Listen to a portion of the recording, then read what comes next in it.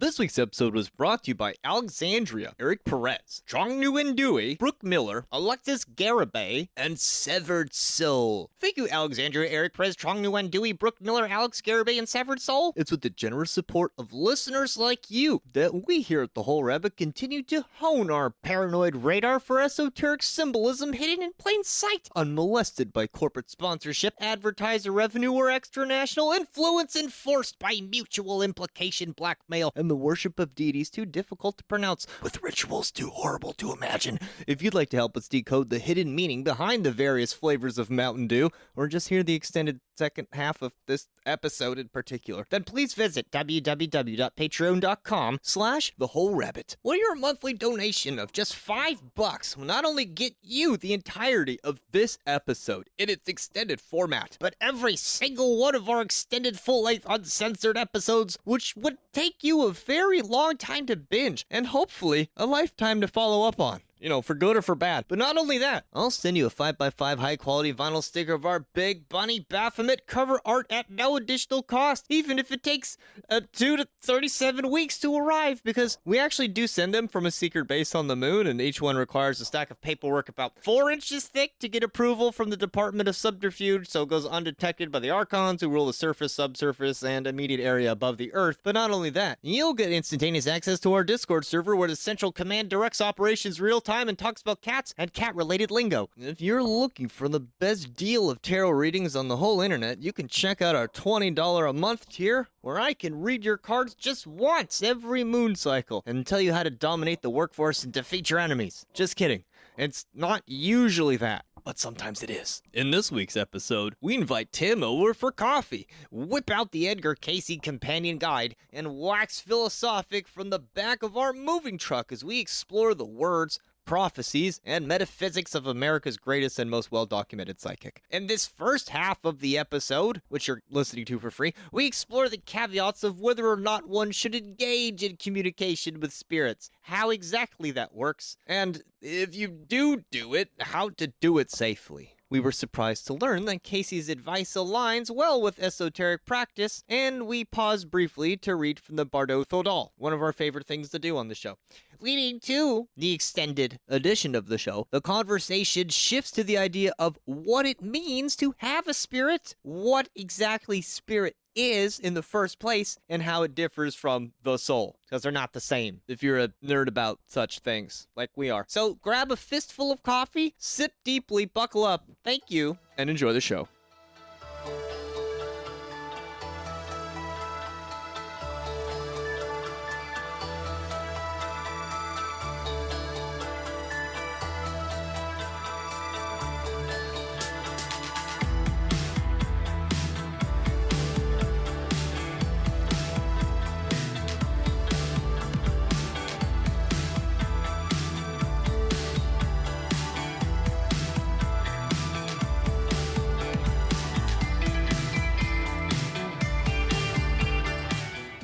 What do you call a psychic that only talks to male spirits? What? A misogynistic. Oh, that one's good. I like that. My psychic told me that I was going to experience heartbreak in 16 to 18 years. So, to cheer myself up, I got a puppy. Oh, man, come on. What? You get it because animals die, then you feel sad. You see, life is a series of dogs. All right, so once upon a time, a farmer accidentally overcooked his one-of-a-kind psychic cows. Oh? He now has a rare medium well done. Oh. Got a variable rate mortgage on a haunted house and a cheap psychic to cleanse the spirits. Oh? Nice. Yeah, a month later, it was repossessed. Oh, no. I visited a psychic the other day and stole her crystal ball. Why?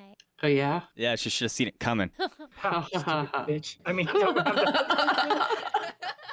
Hello, everybody, and welcome to The Whole Rabbit, where, after years of intense struggle, we finally imported our Canadian co-host to America. And when it was all said and done, we had just enough time to brew a huge pot of coffee, kick off our boots, and gather in the vaguely warm sun to discuss the raw, uncut, unfiltered wisdom straight from the psychic beads of America's greatest psychic brain. Because this week, it's coffee time with Edgar Cayce, a free discuss roundtable, the Socratic seminar of sorts. sports. I'm your caffeinated host, Hack Rabbit, also known as Luke Madrid. I'm joined this week by the wolf of the black bean mirror, Mari Sama. Woo! The sweet cream in the black spiral, Heka Astra. Hello. It's fun giving Luke coffee. And the nutty aftertaste in the lake of Blackfire, Mr. Tim Hacker. Very nutty aftertaste. And if you like it when we get together, make sure to check out CryptoChronicles.com, which is Tim's show. But also, special guest, my very own spawn of my own loins. My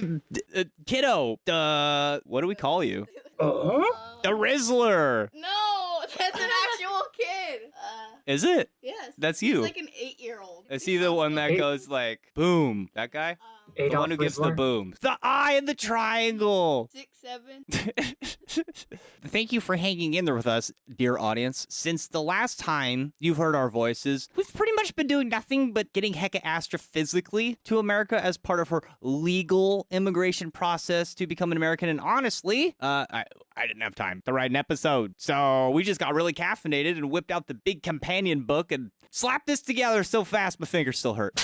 It's been a hellscape, so thank you for bearing with us. What would you say is the most shocking thing about America so far? No Tim Hortons. I'm shocked. It's mostly kind of surreal just seeing palm trees everywhere. That's pretty much it. And alcohol in your gas stations and grocery stores. That's really weird. Also, my money's no good here. You don't have alcohol? We have like government liquor stores, so you don't find any alcohol in grocery stores or gas stations or anywhere that isn't a liquor store. It's not alcohol, but a kid at my school dance got high because his big brother gave him an edible. I told you my deepest, darkest secrets. Damn. What?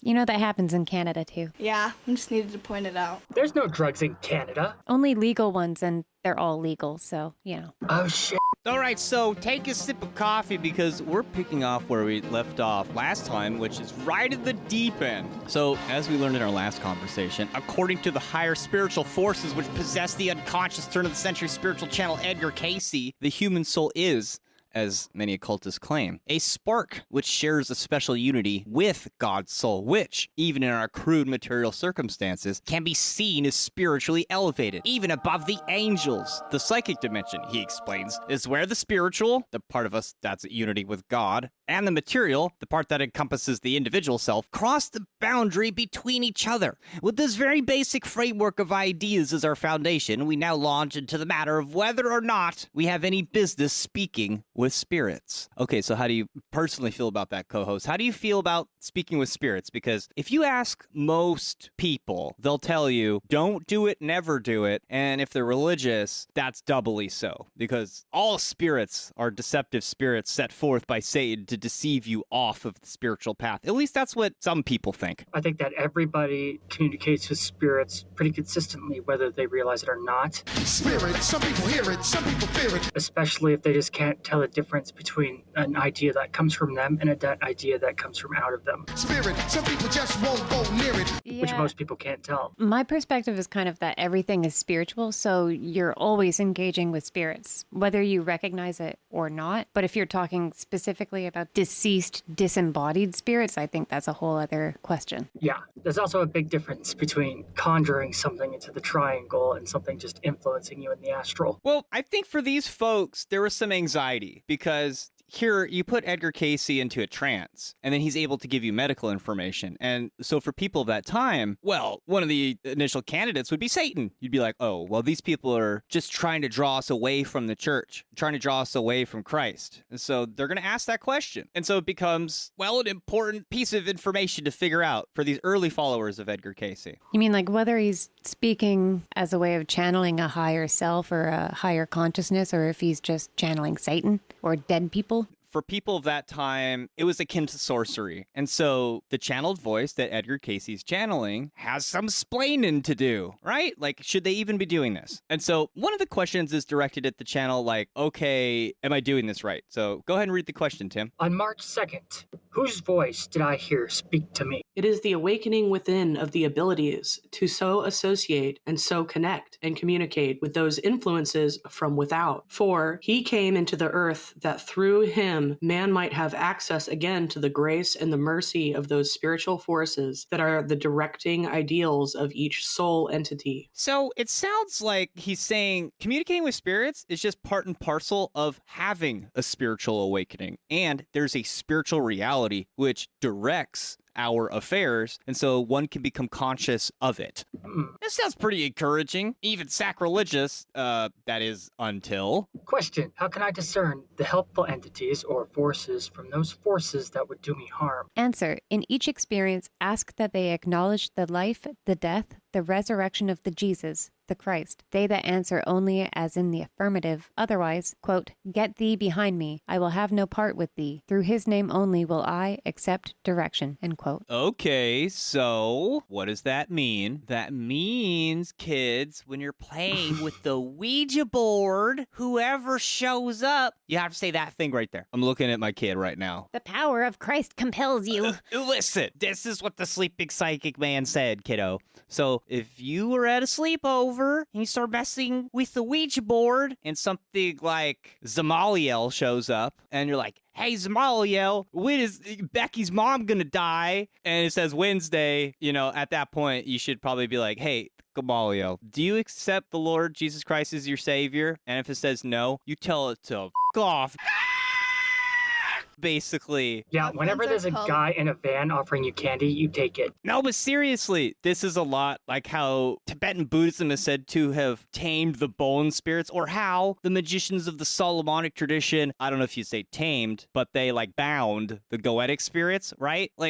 Or how about how half the jinn are loyal to Islam? So it's just like that. If you're talking with spirit entities, you want them to, you kind of need them to announce loyalty to whatever your higher power is. Otherwise, you're in danger. Gotta be homies with the Christ. Be like, you want to talk to my friends through the Ouija board? How about Jesus? Exactly. Keep that in mind, kiddos. It's gonna be sour grapes with you, girl, till you get it right with Jesus. 7. Question: what is meant by the gods of the universe in the readings? So the questioner's like, okay, you keep mentioning these gods. What do you mean, gods? Here you're talking about Jesus, and now you're talking about gods? What's going on? Just as in this, all force has its incentive, the directing or creating of that force. That force, to the human mind apparent as different conditions or relations, as referred to as the god or the ruling force of that individual force, as is giving the expression and is referred to as the god, as of war, as of peace, as of water, as of the elements under the sea, as of those above, as the God of high heaven, the ruler over all, the one in all, and the all in one. It has been said correctly that the Creator, the gods, and the God of the universe speak to man through this individual self. So this isn't too dissimilar to how throughout different cultures and religions, historically, they've had names for universal principles. So, the God of water, the God of peace, elements, but they're all universal principles that are also creative principles that belong as a collective. The planets as well. That lines up with ancient mystic tradition and from various cultures, because it sort of doesn't matter what culture you're looking at. They usually have a god of war, god of fertility, a god of the rains, and it may be different based on the area for that region's needs or that culture, but more or less it seems like there's a limited amount of universal principles which, like different pigments of paint, create the reality that we live in. And so, at least according to Edgar Cayce, you can interact with these specific facets of the universe, but the monotheistic aspect of it is that they're all part of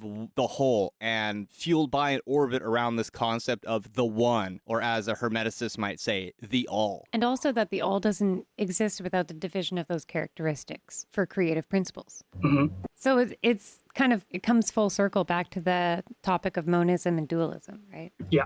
The all could also be seen as the ineffable light, the source. If you're going to get really woke about it, in so much as religion is often seen as a monoculture, which is reinforced through its theology, this is a break from that. And it invokes the mystic tradition where various manifestations of the same universal principle are valid. You know what I mean? Like, an occultist could still talk to and interact with the spirit of Venus or the intelligence of Venus, but still worship like the one or the all as the one above one or the highest one in a monotheistic way. So you get to have your cake and eat it too. Well, from a hermetic perspective, the intelligence of the planets would just be our siblings. That's very much how it's spoken of here. Mm-hmm. So he goes into a bit more depth on this. In the attaining of development through the mental, the soul forces, in the Earth's plane, there have been set boundaries about every force as manifested in the material, the mental, the soul, the spiritual planes. These bounds are the gods, or guards, of such attainment. We all, and ye are as others, are gods in the making, not the God, but gods in the making, for he would have thee be one with him. That's a nice thought.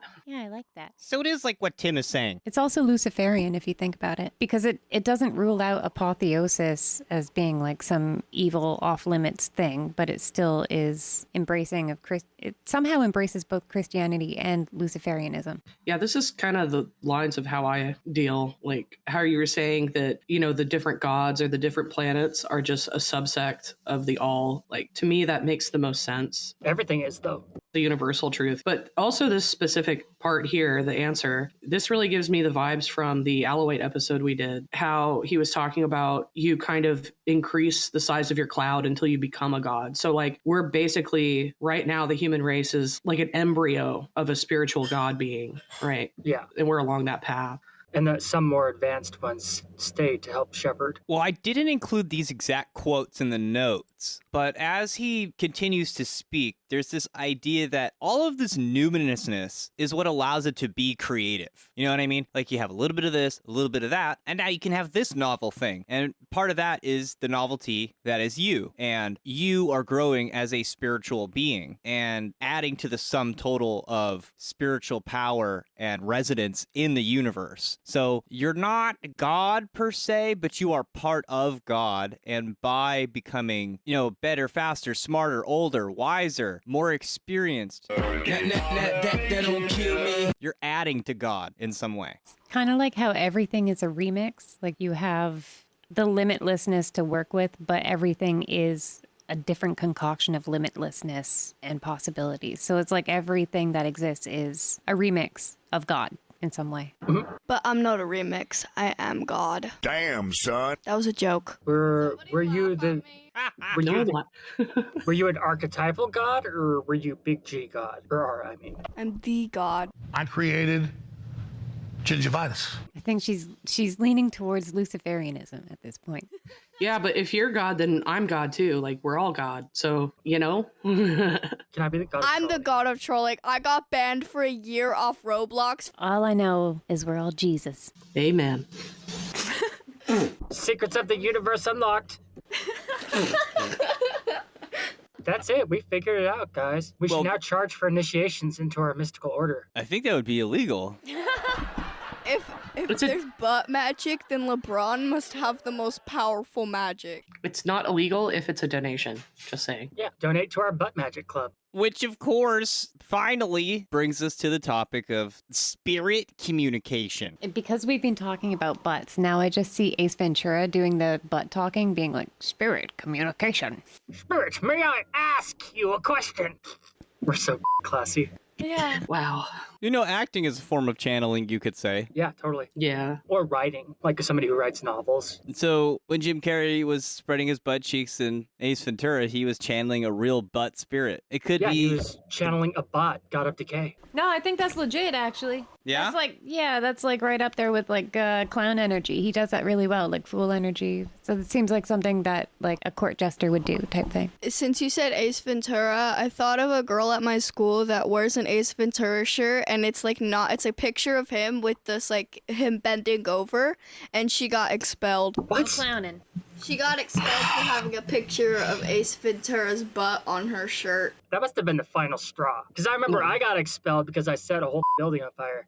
Oh, whoa. What? Why did you do Yeah, that? so I think we have that in common, actually. You Because too? fire is cool. I got expelled from every high school I ever went to. I got expelled for arson too, cryptic, so you're See, not allowed. how do you get expelled for such like pansy shit? Yeah. Me and Hagga get expelled for being ballers. I didn't like the test on my math score, so I crumpled it in a ball and lit it on fire. No, teacher, those are not my drugs and pipe. I do not know where I went, even though you saw me put them there. So 2 of the 4 hosts of the show have lit their school on fire. That's nice. I probably Oh my shouldn't God. have told you that. It's true, though. You're all grounded. We should move on. Spirit communication. Quote, what is ordinarily termed spirit communication should be soul communication, unquote.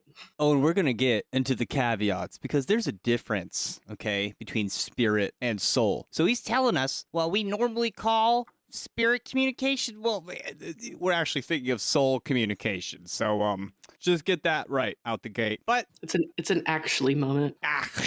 but no, okay. How does it work though? This is how he explains it. If there is desire on the part of those in the spirit or fourth dimensional plane to be communicated with, and the same element of desire is attuned from another plane, stratum, sphere, or condition, then such may be done. Hence, it truly may be said that all factors have their influence, desire the ruling one, and the desire must be attuned to the same vibration of the one in another plane as the radio. Oh boy, here comes Edgar Cayce swinging big words like vibration and fourth dimensional plane. Also, retard. We're not there yet, Tim. Seriously? Retard, look. Oh, Jesus. Tim. I was just trying to say that a lot of this new age mumbo jumbo stuff, it seems to have been rooted in the way that he spoke, or the way that at least he channeled like the information that came forth. Maybe he's talking to Pleiadians, you know what I'm saying? Oh, I was thinking that. Are we psychically connected? Yes. Fuck yeah. Guys, this is what he's saying. If you're psychically tuned to the Pleiadians, they can like vibe with you and you could communicate with them through vibes like a radio. Okay. And if you're all misanthropic and hateful and violent, you're going to be able to communicate with those spirits. Do you see what he's saying? Does that make sense? Yeah. Okay, so, like, in ancient Egypt, you would have Ka statues, right? And so let's say, for example, you have a Ka statue for the goddess Hathor. And the idea is that the Ka statue is created in a way that kind of, in modern terms, vibes with her energy. Like, it's in the likeness of what you feel is her energy. And her Ka is attracted to that. And it's her Ba that brings her Ka to the Ka statue. So that's like the difference between spirit and soul, in a sense. So it's like the essence of her is attracted to that which has like essence. Well, that's what's being said about the spirit world in general, and that our vibe is like a radio tuning, and we could tune to different types of spirits. Tim, now you get to say the funny word. Question. Does communication further retard or not affect the spiritual Further progression or. of- What? Does communication further or retard or not affect the spiritual progression of those in spirit life? Must get tendies. Answer, it does all. Sorry.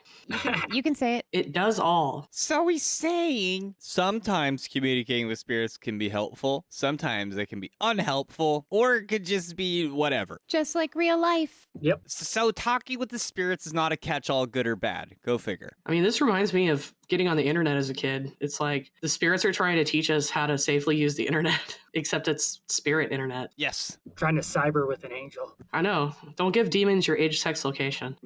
The first time I went on the internet, I asked my dad how to spell ASMR. Oh What? my God. All right, so Casey goes on to explain how spirit communication works in a broader sense, or one might even say in a broadband sense. Get it? Nice. There.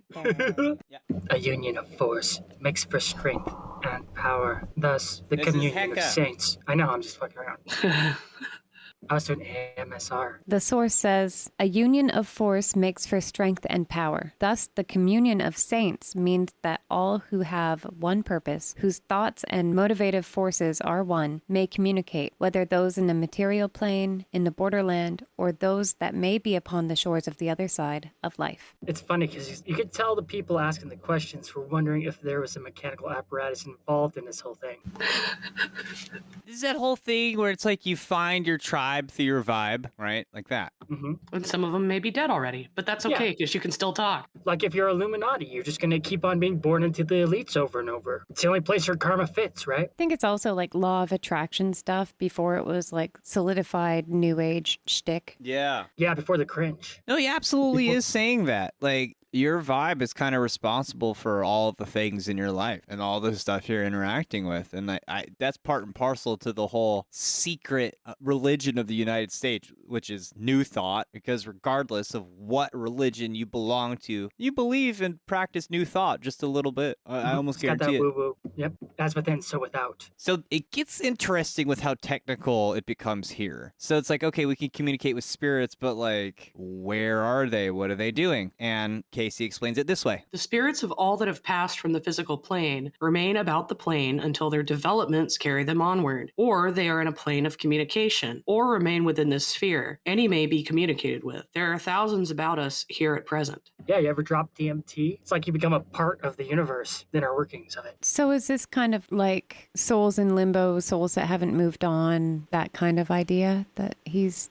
saying? Yeah, it sounds like he's saying that there's quite a few spirits at present that are just kind of wandering around. You know, some of them are not moving on. They just stick around, or they've decided to stay that way. So this would maybe be people whose ka did not unite with their ba, so they're kind of just still wandering. Yeah, which is kind of disturbing. And it even takes a bit of a Christian spin as he continues to explain and develop the idea. He says, Pray for the dead, for they only sleep, as the Lord indicated. And if we are able to attune to such, there we may help. Though we may not call back to life as the sun, we can point the way. Those who have passed on need the prayers of those who live aright. For the prayers of those who would be righteous in spirit may save many who have erred, even in the flesh. well, let's unpack that for a minute. This dovetails with some old ideas I've heard from like medieval European magic, where let's say a criminal dies and you know nobody's going to pray for that person. You could pray for them and in exchange for their salvation, have them like do stuff for you. Spiritual slavery? Yeah. I mean, serfdom? So this is kind of like people as Shabti dolls, maybe? What's that? So like the Shabti dolls are like the dolls, the effigies that you would find in Egyptian tombs, which are supposed to be servants. And prior to them making Shabti dolls, they used to just,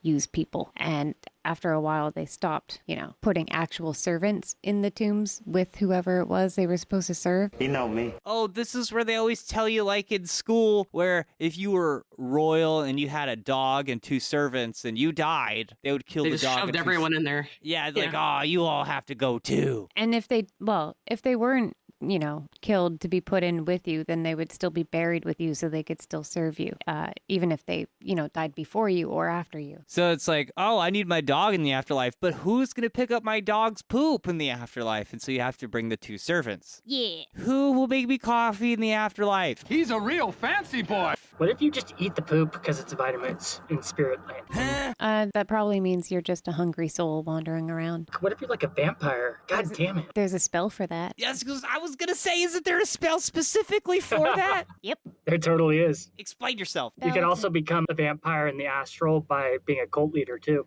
There's a spell to not, eat feces or drink urine as a, wandering ghost. So just when you thought this whole thing was purely Christian, this is where it starts to go like full Tibetan Buddhist. So it sounds like one of the questions is regarding a dead family member. Question, does he, deceased, know of my prayers? Do you wish him to? Do you wish to call him back to those disturbing forces? Or do you wish the self to be poured out for him that he may be happy? Which is it you desire? To satisfy self that you are communicating, or that you are holding him in such a way as to retard? So I guess it's saying kind of like, yeah, you can talk to recently deceased people, but you'll kind of they need to focus on like moving into the afterlife and going into the light, I guess. And if you do like really want to talk to them, it's probably your own selfish desire because you're actually like messing up their process. So in a nutshell, if your loved one has at one-ment with God, why would you want to interrupt that and bring them back in a divided way? Which invokes some wisdom straight out of the Tibetan Buddhist tradition. To quote directly from the Bardo Thodol, it addresses this issue specifically, saying, About this time, the deceased can see that the share of food is being set aside, that the body is being stripped of its garments, that the place of the sleeping rug is being swept.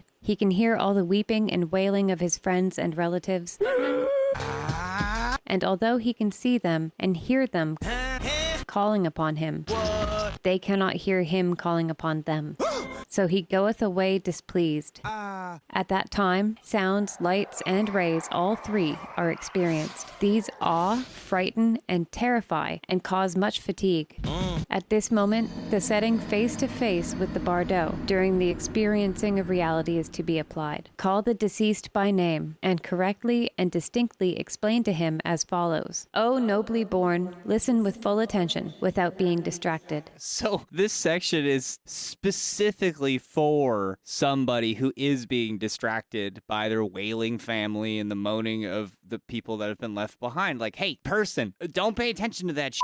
Listen to the wisdom. You have to look at the clear white light and identify with it as the core of your being. Otherwise, you're going to keep running into like these gods and demons, and they're going to keep distracting you. Why is it doing what it's doing? Get it out of my face. And so are your family members that are like crying and calling your name and stuff like that. And it's interesting because like I don't think this was a big idea to these folks in America, in the South, you know, around the turn or halfway through the century, you know, like this, I don't think they'd been exposed to a lot of these ideas. So it's really interesting to hear Edgar Cayce saying this. This is kind of a concept that you see in the Lamentations of Isis and Nephthys, where it's if you're going to call upon the deceased, it's for the sake of uniting the deceased, not distracting them. So if you pray or bemoan the dead too intensely, you're messing them up, especially if you say their name and stuff. Yeah, just let them melt back into whatever. And so this next part's really interesting because it explains like how a spirit would appear to you and what the conditions are that make it appear as such. And I can't help but think of aliens, okay? I'm thinking of aliens and alien abduction stories specifically in regard to what this answer is. What does he say, Mari?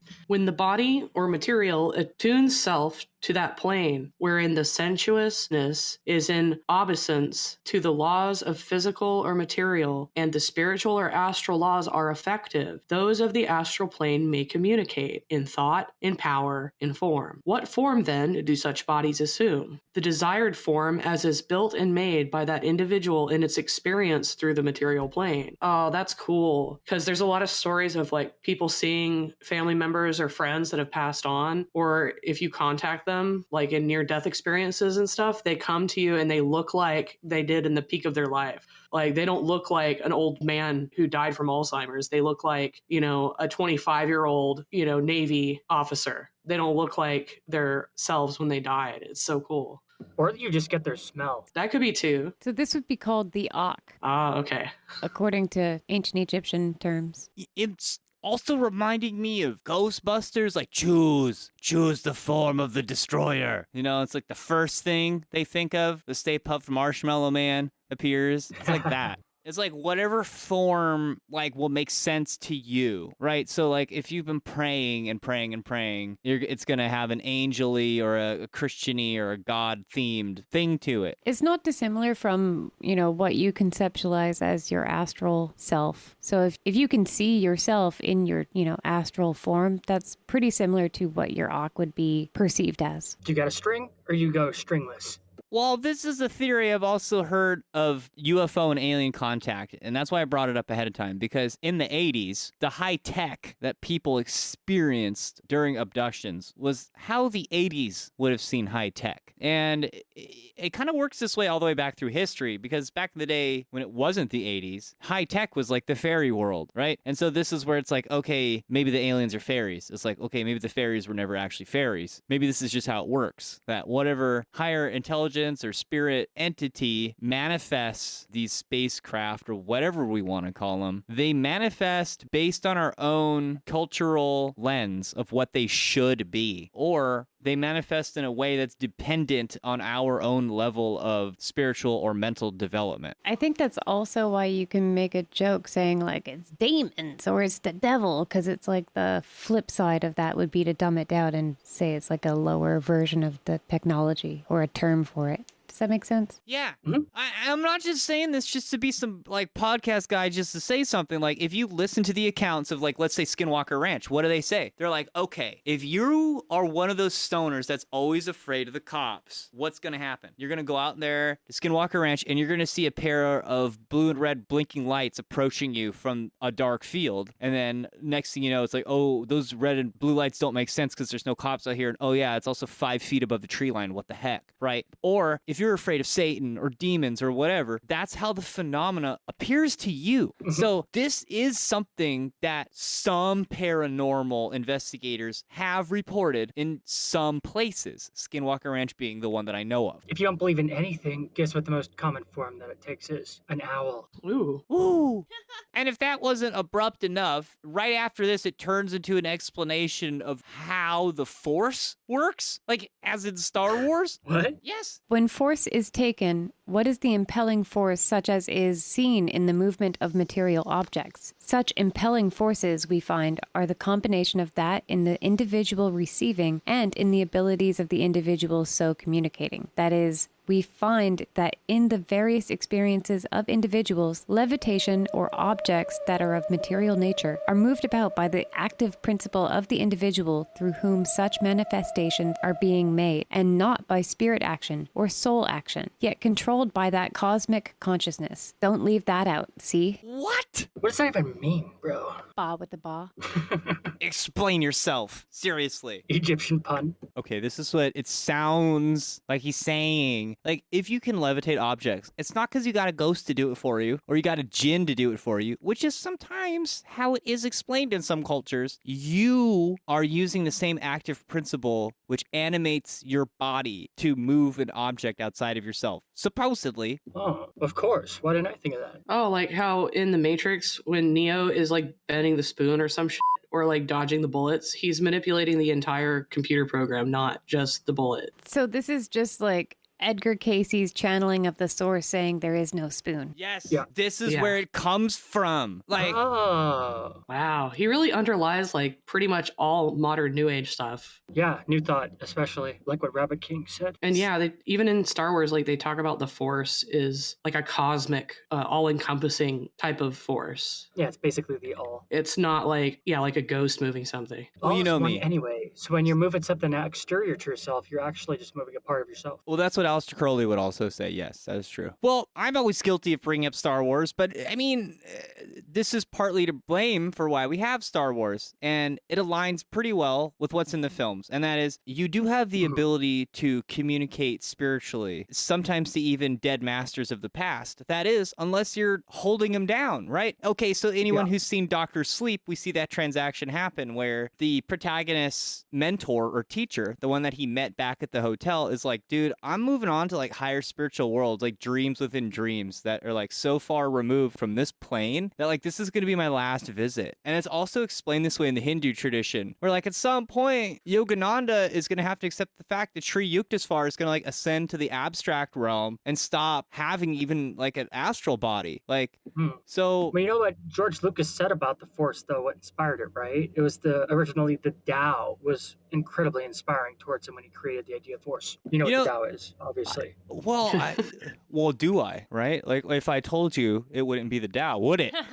No, it wouldn't be. He who says doesn't know. He who knows doesn't say. Where it comes from, what it does, why is it doing what it's doing? Get it out of my face. But it's this all-encompassing force that's unseen yet everywhere. But you don't really control it per se. In fact, if you read between the lines here, Edgar Cayce is saying like the Christian mystic is sort of the one that has it right, where you accept that you can speak with spirits. You accept that you can tune into different dimensions of spiritual reality, but really you must be guided by the Christ. You must be guided by a higher principle. A Hermeticist would call it the all. Christian would call it Christ, or, a God. But it's like when the Force, like, does the Force control you or do you control the Force? It's like, oh, it's a little bit of both. Yeah, definitely. It's usually the middle ground where the truth is found. But also you can levitate objects and it's not by conjuring demons. So figure that one out. But if you'd like to hear the rest of this conversation where we start talking about what are spirits actually made of,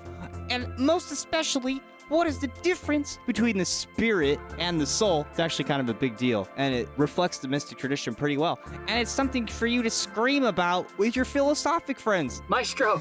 Because they might not agree. But if you want to hear that, please tune in to www.patreon.com/thewholerabbit, where your monthly donation of just $5 will get you unlimited access to not just this extended episode, but every single one of our extended episodes, which is browsable for right within Spotify after you log in. It's very convenient. But not only that, I'll send you a 5x5 high-quality vinyl sticker for a Big Bunny Baphomet cover art at no additional cost to you. That's at our lowest paid tier. I'll send it to you. It does take a little while because I live in a boot, but you'll also get instantaneous access to our Discord server where you can harass me in real time about sending the sticker, where you could publicly shame me for having not sent it yet, but I promise I will because I have a list. And we've got some great episodes coming up. We're gonna get back into the tarot, aren't we? We're gonna do it soon. Yay. And for an extra $10, you could get an entire live course taught by Hecka on how to be a straight-up hardcore Stoic philosopher. I'll save them the money. Just say, I am Hecka. Don't miss out. Thank you, everybody. Eat carrots and shoot lasers. Pew, pew, pew. Pew pew.